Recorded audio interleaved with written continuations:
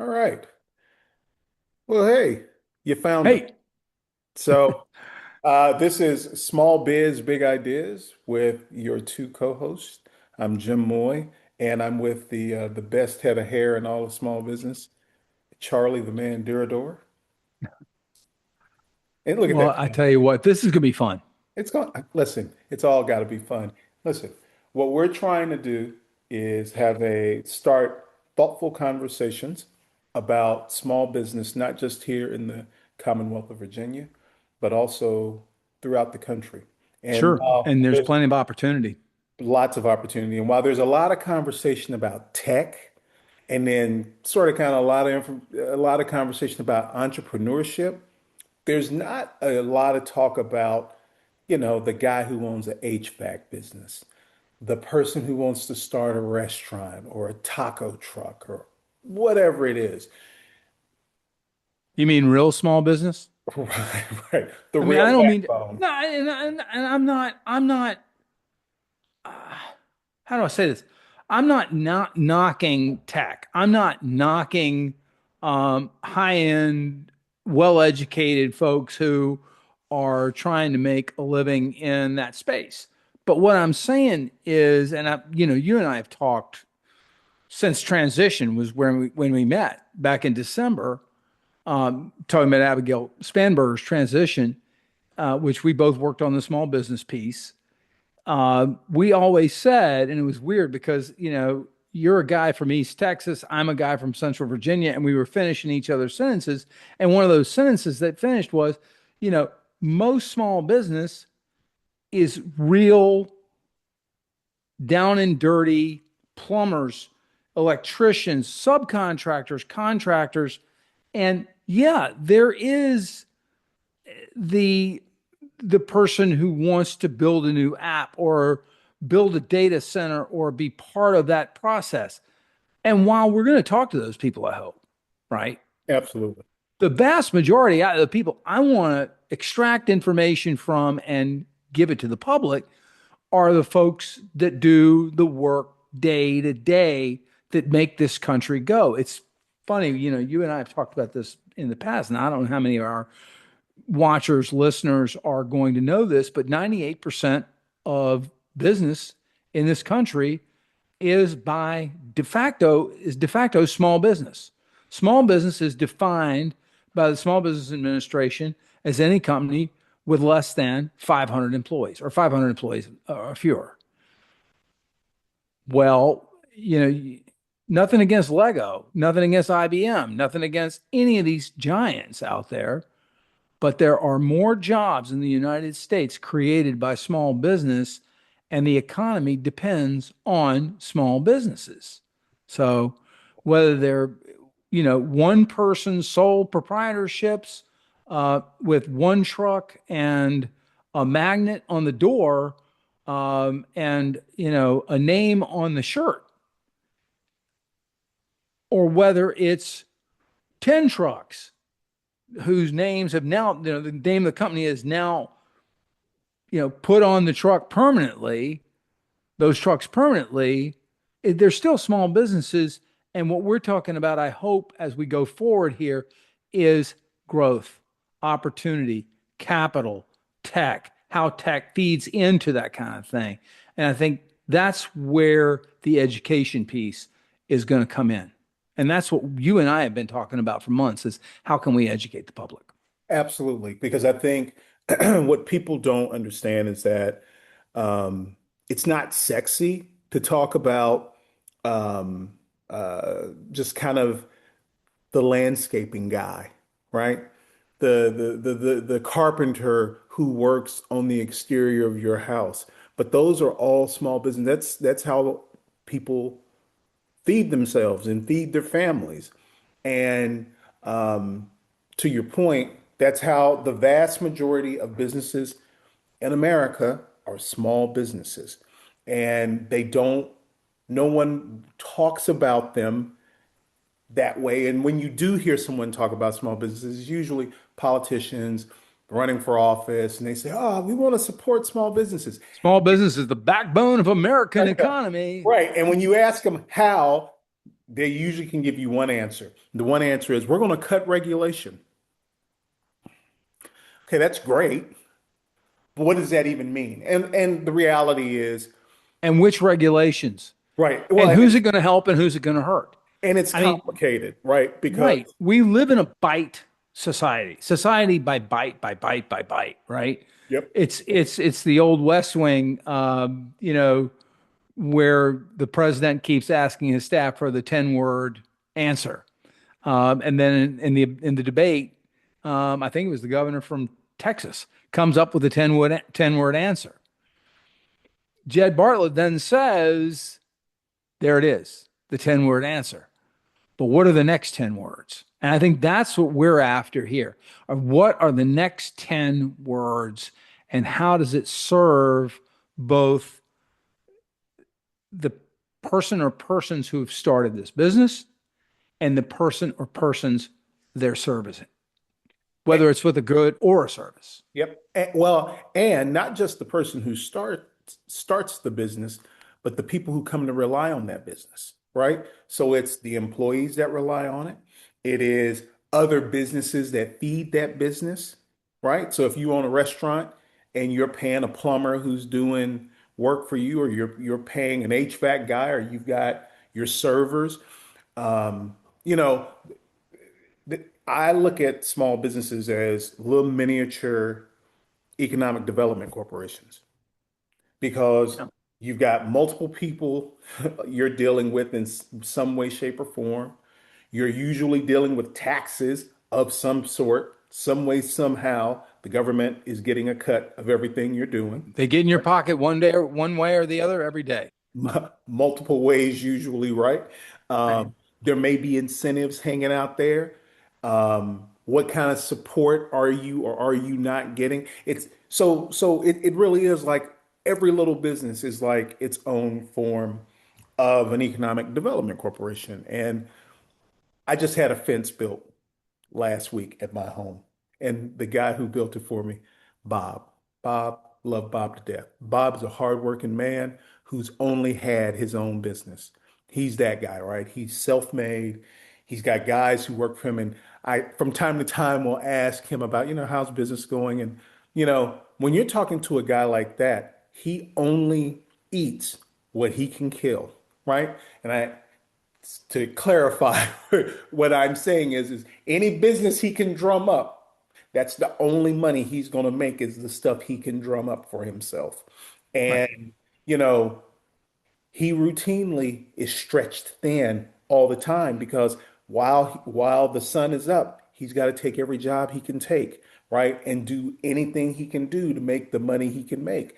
And that's what I mean by those are the people that people don't think about what are we doing to help Bob, right? Bob is out here doing good work. He's got three or four guys who routinely work for him, but a lot of times it's catch as catch can. Right. Those are the type of businesses we need to be focused on supporting. There's always a ton of support for the big defense contractors, the big tech companies, all of that. And there's a conversation to be held about those What are companies. we doing for Bob? Yeah. Right. What about Bob? It's right. It's almost like the What movie about What About Bob? Bob, right? And so that's how I think about this, and I think about it as it relates to, you know, my own life growing up, being a child of small business owners. And I know you probably look at it the same way.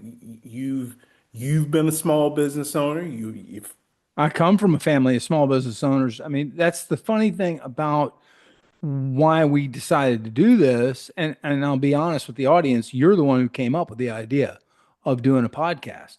Um, I've only been on one podcast and I really enjoyed it. I've never thought I would host one. Um, but you're the one who brought it up and I went for it immediately. I never said, let me think about it. Because although you're from Texas, and although, I mean, let's say it like it is, you're black, I'm white, right? I'm from Richmond. I came from middle class You're from Texas. From what you tell me, you didn't come from middle class. You came from lower middle class, if that, right? Am I wrong about that? I mean, Uh, you came from a healthy Rural middle but class. We'll say it like that. Rural rural middle middle class. class background. Yes. And yet I have never met anybody, and I mean this, I've never met anybody who saw the world the same way I see the world. This, you know, and that's what's going to be good about this going forward, right? We have the opportunity as a real estate developer and a lawyer, and your main job is with the American Bankers Association, correct?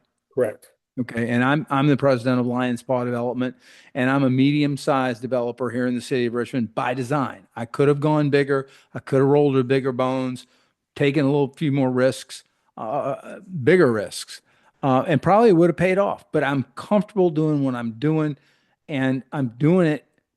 I'm comfortable with it because that's where I came from. It's always cover your nut. And when I say always cover your nut, that means I also know what it is for those small retailers, restaurants, and coffee shops that I've helped develop over the years. If I know what it is to cover a nut, then I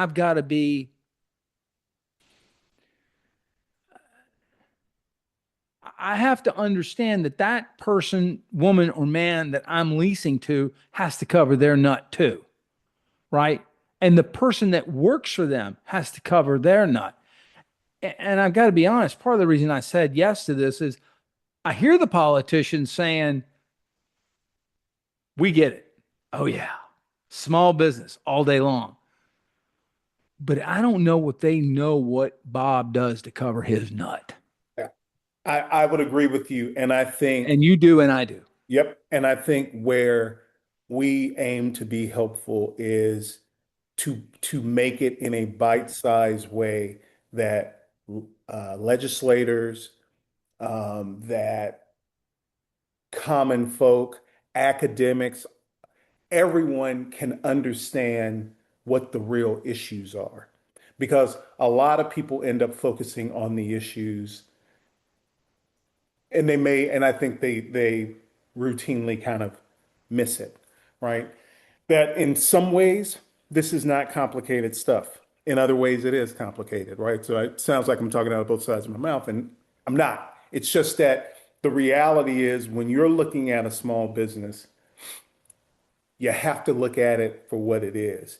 And some people only want to have that small business be the box that it is today. There are others who want to grow it and change the character of it and take it out of whole. We should be prepared as a society to support people no matter which way they want to go with it. They want to stay and just do the thing that they're doing, perfect. What can we do to help you? You want to grow, you want to eventually be a big business, or you want to sell out to a business, or what can we do to help you? Because society has skin in this game, 100%. And so, as we go through this thing, we'll show how every day, every single business out there, the government has skin in the game to ensure that those businesses, where they can make it, and how it's in everyone's best interest to support these businesses as best they can. But I think before we get too far afield, let's start with kind of some background. So, starting with you. So, I mean, you're the main. Why? Why me? And Because then you always you're ask, the why not me? So I'm a Richmonder who was born the grandson and son of retail, restaurant, real estate people, Armenians who came to this country to avoid the genocide of 1915 to 1918, and came up in a time where money was tight and it got tighter. I remember when things were relatively flush in the 70s, and then the oil crisis hit. And that's the first real memory I have. I was born in 64. That's the first real memory I have of my father um, talking about this is tough. Now, I do remember him coming home from the restaurant in the middle of the day and watching the Watergate hearings and screaming about, the line, some bitches in the government, which was just terrific for me because I learned a lot watching, you know, Howard Baker and the rest of them on a 19-inch black and white television while my father screamed at the TV. Um, but when the oil thing happened, um, I heard my father really talk about how this was affecting everybody, not us, not them, but all of us. And then, of course, when interest rates went through the roof, it was tough. I remember dad saying, I thought I was going to be able to do real estate the rest of my life, but I'm got to go back to work. And so there came a Friday night where he said to me, "Hey, um, I got the drugstore fountain back." He started at well, actually, I'm not going to go all the way back, but my people are Hopewell, Virginia people. My paternal people are, and they had a dairy plant, and things were going well. I mean, that's when people brought milk to your back door. But my mom and dad got married, and my mom said, here's how you make money. You open a restaurant, you buy the building, you run the business, you sell the business, you keep the building, and you do it over and over. Um, and then things got tight when interest rates went to 18, 19%. And he said on a Friday night, I got the drugstore back. He had been running the Stewart Circle drugstore fountain in those days. And in those days, there were like 7 or 8 drugstores in the Fan District in Richmond. And he said, I got the drugstore fountain back. We're going to work in the morning. I heard I'm going to work in the morning. We only had one car. I heard you need to take me to work. I got up the next morning and he looked at me and said, what are you wearing? I said, I'm taking you to work. No, no, no. I didn't say taking me to work. I said going to work. And that was my first day. And it was fire. I mean, it was learned by fire. How to write a ticket, how to make a cup of coffee, how to present the cup of coffee, how to put a plate of eggs in front of somebody, and what needed to go into all that. And then, as the years went on, things started to soften a little bit, but I still worked 6 days a week and took Sunday to go to church. And after church, I'd go in and help him close up. It was a great training ground for two things. One, making change is absolutely, positively the best way to learn numbers. Yes, agree And with you. nobody knows how to do it anymore. I watched a woman my age the other day not be able to make change because she got confused and tried to give me $50 back. Like, you're my age. Don't you know how to make change? Making change and then serving the public. Putting a burger in front of somebody, putting a club sandwich in front of somebody, making a limeade while somebody's talking to you and not looking at the limeade while you're making it, looking at that person.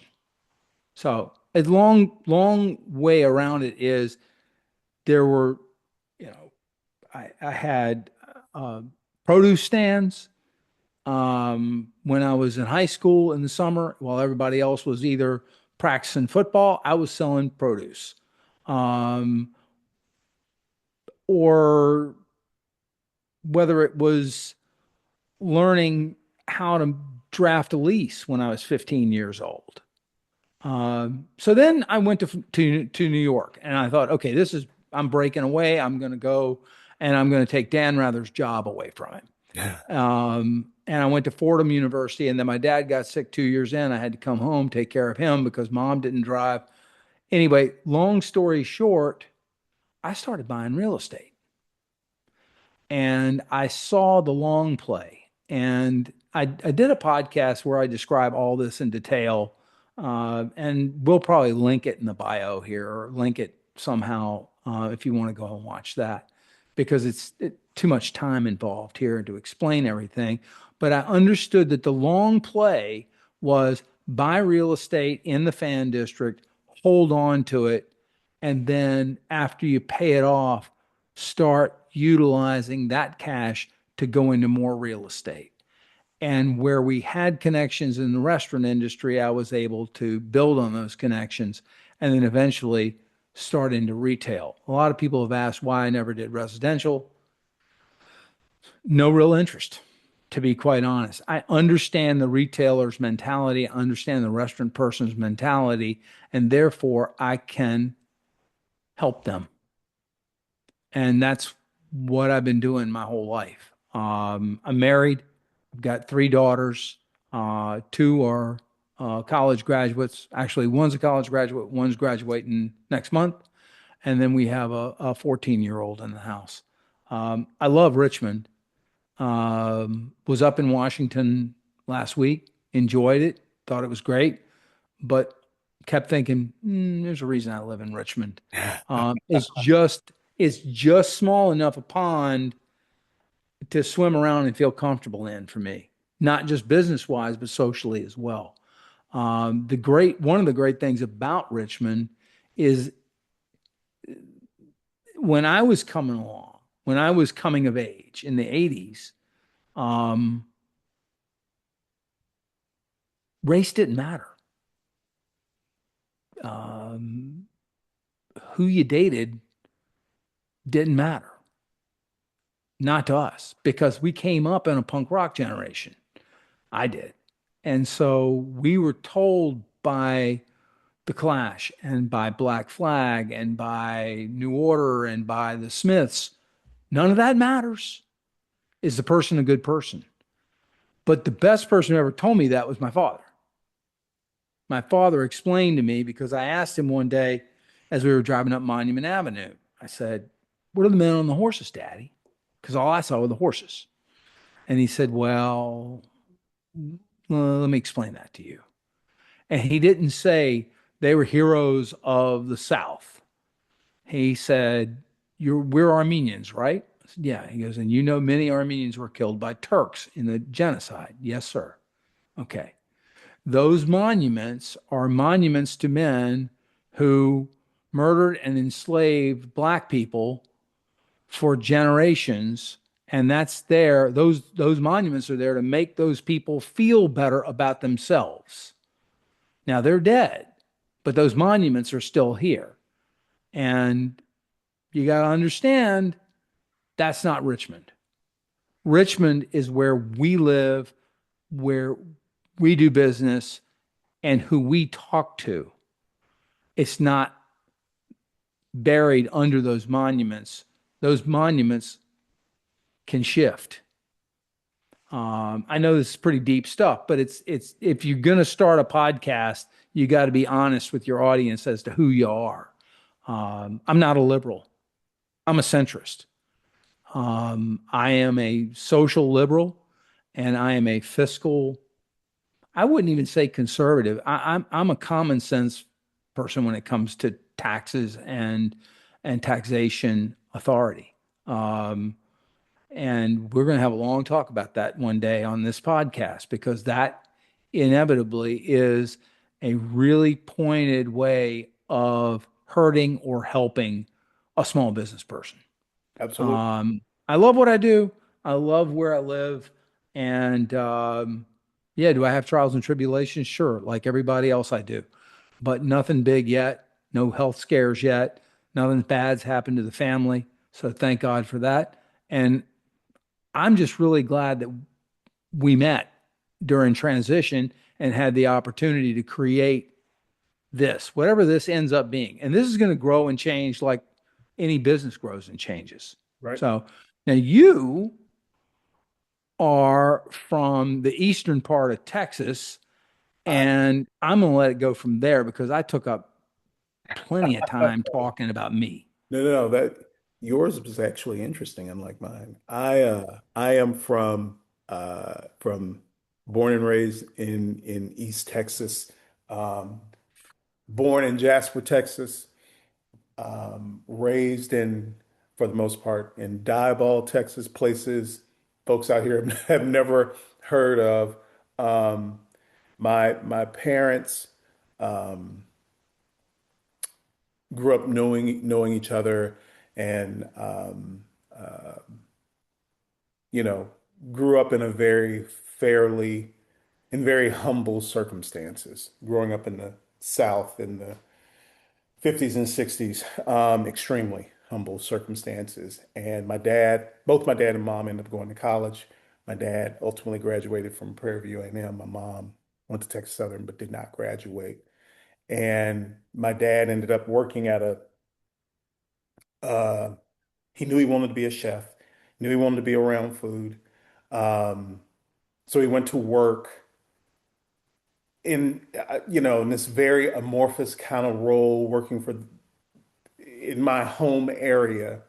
Everything was controlled functionally by one company. It was a big lumber company that had mills in multiple small towns all throughout East Texas. He went to work for them, um, doing all kind of marginally chef related things. And ultimately, that company, which was called Temple Inland, when they finally moved back to East Texas, they had moved their headquarters to New York at one point. They moved back to East Texas, built a whole new headquarters. My dad he had a weird title of recreation director, something to that effect, where he ran like the company cafeteria, the company swag store, and he traveled. They had a string of hunting lodges and retreats all throughout Texas in which to deal with politicians and others. Um, so he would routinely travel with like the board, or if they were opening up the retreat for politicians or whoever it may be, he had to go ahead of whoever was coming to make sure that there were cooks and maids and hunting guides and all this stuff. So he led a very interesting life. But all through that time, he always wanted his own business. And he used to sit back. And as a small kid, I used to, my dad was not much of a kid kind of guy, but he would talk about like, one day I'm gonna have my own thing. And when I was in junior high, he started doing caterings on the side. So I remember he did 1,000 person catering out of our kitchen. Oh yeah. I mean, and when I say 1,000 person catering, I'm talking about 1,000 people served a full roast beef plated meal, A sit down dinner. sit down dinner. We did it out of our kitchen. Like it took him 2 days. He figured it all out how to do it. And I'm telling you, that kitchen was a train wreck afterwards, but he figured it out. Did And he tell everybody stop what you're doing? You're in this too? so it was us and the family, and he paid other people who he knew who would be interested in helping out, and he made it work. And um, I think for him, it ended up being proof of concept that, yep, we can do this. And so over time, he slowly started building the business out. So he had the full-time gig. My mother had a full-time gig, but he was slowly building out doing these caterings on the side. When I got to high school, they buy a building, small building, open a restaurant that had limited hours. And my Can I mom, stop you for a second? yeah, How'd they buy the building? he African American folks in East Texas in the yeah. 1960s or No, 70s? no, no. So this was the late 80s at this point. Okay, okay, okay, So okay. so he Still not the most progressive area in the No, right? That you it are wasn't correct. Washington, D.C., it wasn't New York, right? No. And he had his job paid fairly well, relatively speaking, for the area. And between savings and got lucky on some decent financing, bought this small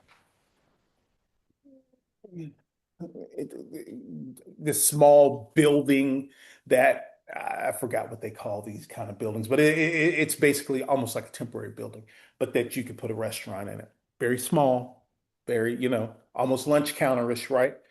And my mom walks away from her job to go support that full time.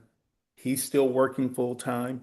They're still taking care of us on the side. And then by the time I get to the end of high school, he's ready to retire. He's got enough years in the corporation to retire, and he's ready to go into the business full time.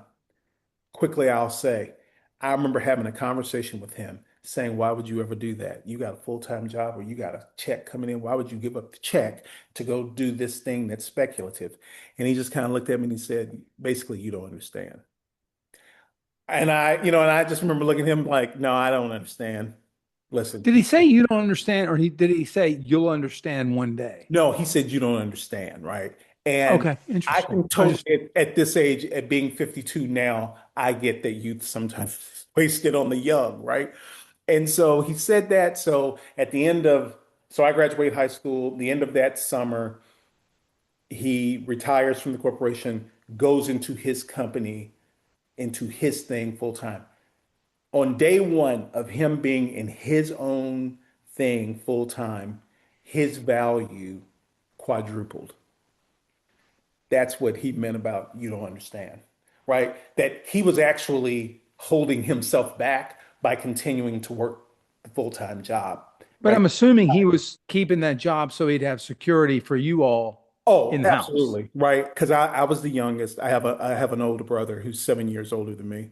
So he was waiting on me to get through high school so that, right, once I left to go to college, then their empty nesters, much easier kind of world for them to do what they needed to do, especially if it was going to be risky. It wasn't risky though. Like he had plotted it out so long that the risk was marginal.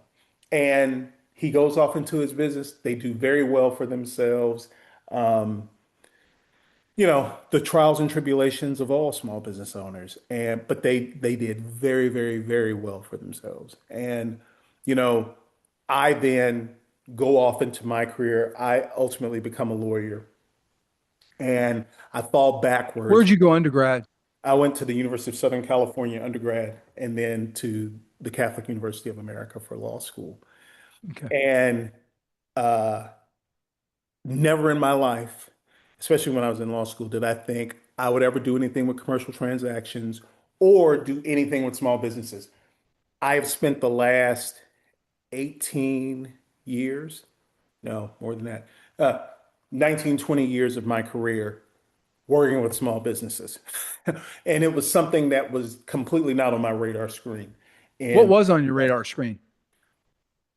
making money. Uh, Yeah, but where did you see yourself making money? In at what, first, in what, in what, in what sector of the law? I thought I would be a government attorney of some sort at the beginning. Then when that was starting to kind of wear thin on me, I thought, maybe I'll go into litigation and just go do that. And it just didn't work out that way. I fell backwards into the commercial transaction thing. And it turned out to be something that if someone would have told me in law school that that's what I would be doing in my career, I'd have said, nah, that's not me. It turns out it perfectly suited me and what uh, kind of how I see the world and fit my skill set. And so over all these years, um, I've worked with at this point thousands of small businesses because throughout my career, um, starting in the government, then I went into the private sector and worked for a tech company. I went from tech to working abroad for a Saudi defense contractor. I came back to the US and worked for a large defense contractor. And when you work in the defense industry, you're churning through lots of small businesses, lots of transactions every day. I was doing a lot of supply chain work. So that really everything I knew about small business beforehand, what I had gleaned from my parents and everything else, it was very interesting that it was the same through line regardless of industry.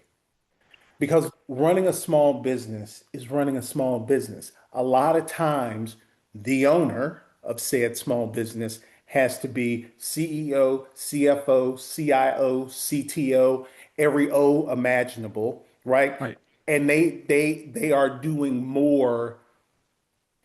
They may be great at the technical thing that they do, but they're trying to be great at everything, which is always a challenge for any small business owner because I don't care who you are, you can't be perfect at everything. Well, in '94, and as the podcast develops, I'll bring this book up more and more. There's this book out there called The E-Myth, and it was written in '94. I'm sure you've seen it if you haven't read it. I've read it a few times, and I keep it by the bedside, just pick it up occasionally and just leaf through it. And there's always, although I've read it twice, there's always something there. And basically the premise of the book, and it's still in print. So that means there's something there, right? But to your point, that book posits basically that the person who is a great baker is a terrible bookkeeper, Yeah. that the person who's a great baker is a terrible personnel manager. And so that's why businesses fail. And the failure rate of small businesses is tremendous, is huge. And part of what I want to try to do here by, you know, burning my gums down is try to help at least one or two people. One's good enough, to be honest, see their way clear to figuring out I might not be good at the books, but I can use to start with Copilot to help me build a spreadsheet. Now, I went to high school in the 80s. I don't know if they teach spreadsheets in high school these days. If they don't, it's a shame, you know? But these kids now, I was listening to a podcast the other day, very interesting podcast, talked about the fact that people my age, your age, look at AI and say, "Whew, that scares me." Whereas people in their 30s and 40s are learning to use it. And whereas people in their 20s and teens have already incorporated it into their lives. Uh, whether it's good or not, we'll talk about on another Right, day. right. Um, But who's using it and how it can be used to bridge that gap between the person who's good at making pies and terrible at keeping books is a very important piece of the puzzle, I think. One of the things I hope that ultimately comes out of this is, you know, you know this just from, how we met through the transition and some other things. I'm a big believer in let's change support systems, right? Let's actually create a real support system. It's not necessarily all about throwing money at a problem.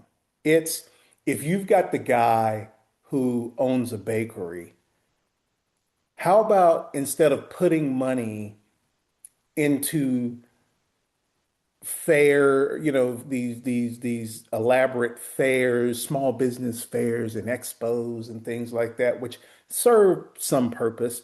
How about you put some money into technical assistance so that the guy who he's great at baking pies, but he doesn't know how to handle his books can go get some help, low cost or free help to learn how to manage his books. So Or what I hear you saying is rather than a fair, have a 3 hour night where you invite people, no matter where they are, where they're from, who they are in the community, if they're interested in learning how to create a spreadsheet to keep a simple set of books, you're going to spend 3 hours in a classroom setting, literally saying step A, And, step B. and or using the resources of not just the government, even though there are some nonprofits who do what I'm about to say, but use the resources of the government to work with accountants who are willing to provide that kind of assistance to someone to help them get their books straightened Started pro or bono, straightened out, started right? or straightened out pro Right. bono. Or, there are those who believe, and I believe there is a path for this too, where the government would actually pay companies to go out and be able to provide that support. It's a much more complicated conversation, but the point being, instead of putting money the way we've done it in the past, let's start thinking big again. You hear politicians from both parties talk about moonshots and why as Americans, why don't we think big anymore? Right. So I agree. Let's think big. Let's think big about how we can help small businesses get to a better place. And it's not, again, because you're just throwing money away. It's because we actually have skin in the game to ensure that these businesses do well. Well, Because we pay Virginia them well. specifically, Yeah, absolutely. because we just lost out to North Carolina in the CNBC poll, last year. We'll Yep. see what this year brings. I don't see it getting any better because we just had a change in administrations, and the governor has not had time to change much, to be quite honest. So we'll see when that poll comes out. I think those polls come out in September, October, something like Yeah. that. I We'll think see. September. Maybe some of these EOs she signed have had some impact, or will have had some impact by that time. But the point for me is, you say think big. Um, to me, big looks like this. When we get people in power to recognize that this BS line about small business being the backbone of American life, and their focus is all about, well, I mean, that's a great get your vote line. But I have yet to see a Paul follow through on it, except for one, Terry. Now, I'm Virginian, so I was front row and center for Terry McAuliffe. But Terry McAuliffe did something with Facebook and with social media generally, but Facebook more, because he understood, or his people understood, the power of the long form video on Facebook. Every week, he would feature a small business in the Commonwealth of Virginia. And it was goofy. I mean, the things he said were goofy. I remember he said one grocery store was the greatest grocery store in the world. And here's why it was the greatest grocery store in the world. But he was somebody who made me feel like this guy gets not only the messaging, but the intent to help small business as a piece of governance. And I'm hopeful that we'll get some legislators on here who will be forthright with us and say, maybe we have missed the boat. We've tried this, we've tried that, it hasn't worked, and not ask us what to do, certainly, because no politician would ask us what to do. What I'm saying is, what if we could get some legislators in here and get some small business people in here and get the conversation going back and forth, where there is actual intentional listening then maybe we can help put some of these people and their ideas over the goal line as far as what they want as goals. And I thought it was very, not intuitive, but very kind, actually, of you to acknowledge that some people want their business to stay exactly where it is. And some people want to grow it, sell it, and move on and become a serial entrepreneur. Or they want to grow it and hold it, or they want to grow it and make it go public. Everybody's got a dream. What we're dealing with is the reality. And the reality right now is that small businesses talk to before elections like they really matter.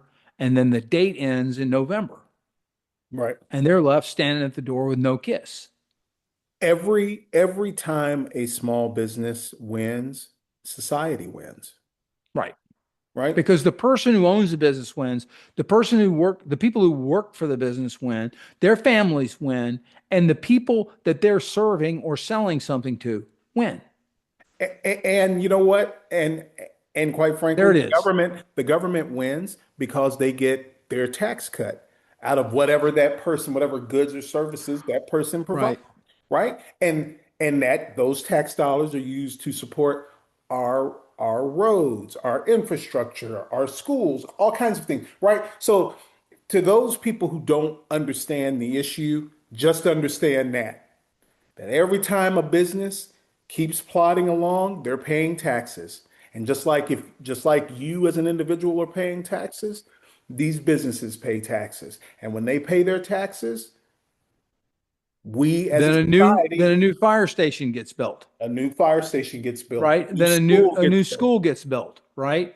I mean, in Absolutely. Richmond, we have a surcharge of 1.5% meals tax surcharge, which, to be quite honest, I was against because I thought that the education system wasn't using the dollars they were being given to inure to the benefit of the students or the families that they came from efficiently enough to begin with. And now there's a paper in front of city council or being generated to be in front of city council that would increase sales tax another point, and that money would then therefore be earmarked for schools. Okay, what I'm trying to say is, and I was going to get to this later, but I'll get to it now. This is not a crap on government podcast. This is a engage with government, engage with businesses, and see if there can be some learning on both sides. And from that learning, some progress. Because my whole life's been about the motto of my company is dedicated to progress. I mean, I'll buy a pornography shop on Arthur Ashe Boulevard and turn it into a taco shop, hoping that that helps the rest of what we used to call the boulevard when I bought it, Arthur Ashe Boulevard, progress, right? So, I want to make sure people who are listening or watching this understand something. Uh, Very important, right? We're not just a couple of Democrats who are going to have Democrats on, right? I mean, I don't care if you voted for him, Trump. If you're a small business person and you want to learn something, come on and let's talk about business. Let's not talk about politics. Let's not talk about who's wrong or right. Let's talk about core issues that are dedicated to business, small business in particular, and let it be just that. This show has got a very tight focus. And Absolutely. if it doesn't, if it starts straying from that, we're going to be in trouble. Yeah. Well, and I think you and I there are some things, albeit not a lot, that we probably don't see eye to eye on, and that's okay That's fine. because you know That's why? better. The world is a better place when you can get in a room with a group of people. You don't have to always see eye to eye. You just be respectful and you listen. To your point, it's intentional listening, right? Another group of people I really want to involve here in the podcast is academics. Academics sit in an ivory castle all day and they just think up things and think them up and think them up. And, probably 60, 70% of the time it's tomfoolery.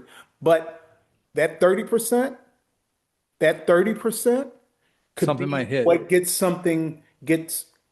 a business or a class of businesses over the hump. And some of the best thought processes on legislation and regulation came out of a classroom. So, I think it's everybody has something they can contribute to this and being open to giving everybody an opportunity to sit at the mic. And, I just have to say, getting to be on the podcast with the best head of hair in small business alone makes it perfectly fine for me.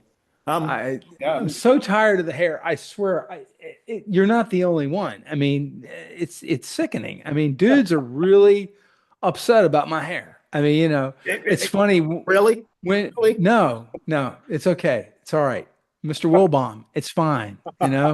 Um, when I first met you, I was like, it's Michael Wilbaum. What's he doing here? If if Um, if only I was that good looking.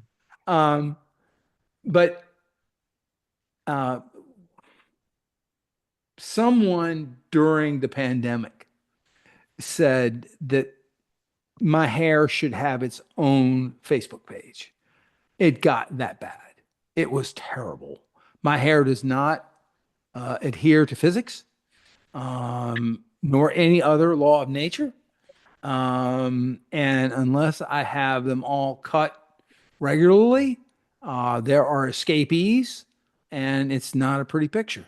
Um, and I am made fun of constantly, just as I was in grammar school. Yes, we'll pick him for our team because we need to clean the pots and pans with Brillo. Yeah. I mean, it was terrible. My hair has been, a real drawback my entire life. Um, you know, I think probably we should think about how often we're going to do this. What is Yeah. your idea on that? So you in the greater community will see us on a weekly basis. Um, that is our goal. We're going to try to do what we can, but as Charlie has laid out for you, he is busy developing the entire city of Richmond. And I'm busy raising a 14-year-old, tell you the truth. I mean, and then getting phone calls from my 24-year-old and my 21-year-old about, you know, everything under the life. planet. But I mean, the Everything great thing else. about the great thing about that is at least they still call me, Yes. you know.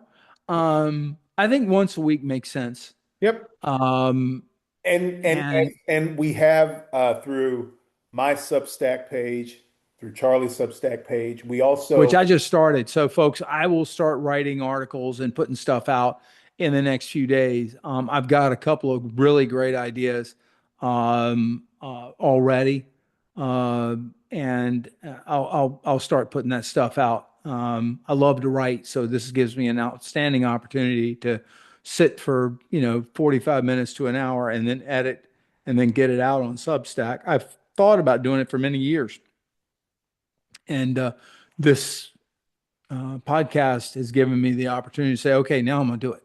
yep, and you'll also um, I've set up obviously I have my own LinkedIn, you have LinkedIn, but Yeah. I've also set up a separate LinkedIn just to handle this. So we're going to be able to distribute this, I think, far and wide to folks.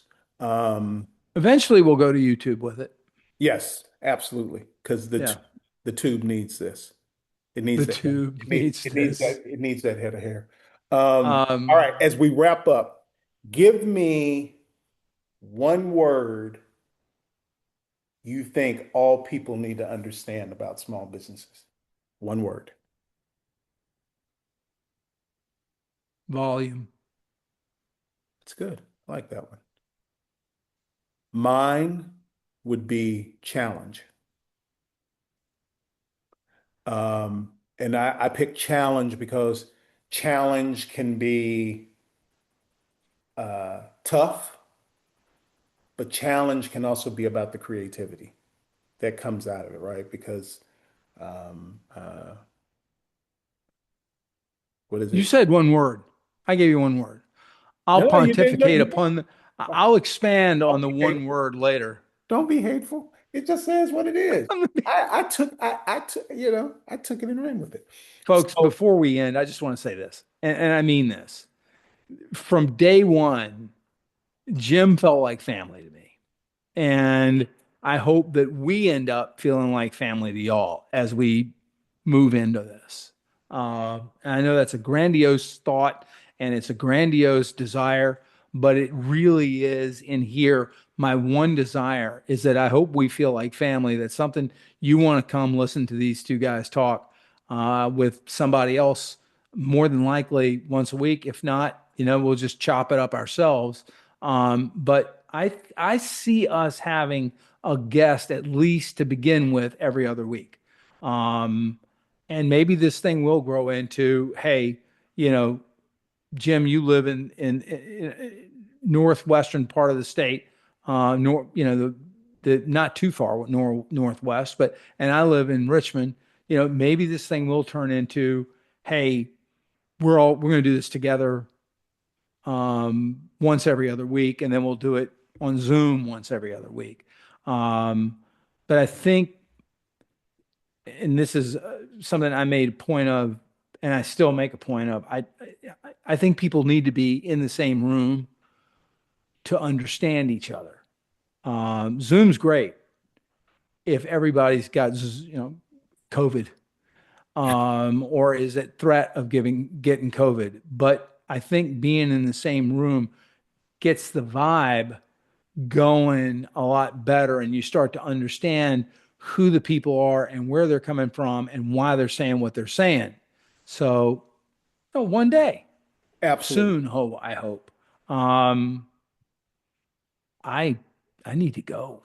Yeah. Uh, so This is uh, um we thank everyone for listening to our musings. yeah, thank you. This is again, the name of our podcast is Small Biz, Big Ideas. I Um, thought about at the beginning helping you name it the black and white of small business, but then I thought that was just too much. That and would be this just is why way over Charlie the is top. who Charlie is. I mean, ebony and ivory, right? That's what you thought about, of course. Uh, um, but look, no, we it, thank we thank you, Charlie, for being you. We thank you for taking the time out there to listen to us. Be on the lookout on Substack, on LinkedIn, um, as we start this journey, because this is going to follow me be on Instagram. I'll put some stuff out on IG as well. well. See, the young guy says he's going to put it on the IG, so that Hey, speaks slightly. It speaks greatly. So be on the lookout for us. Um, This is fun. We want it to be fun. We want it to be yeah, thoughtful and considerate. And, as we go through this, send us feedback. We'll always take it. please. Keep your We'll criticism, but we'll we'll take eventually your set up an feedback. email for this account, I'm sure. Absolutely. But please don't be afraid to engage. That's what we want. And with that being said, I'm just going to say good night, Jeff. And I would say be good, be better, and be best.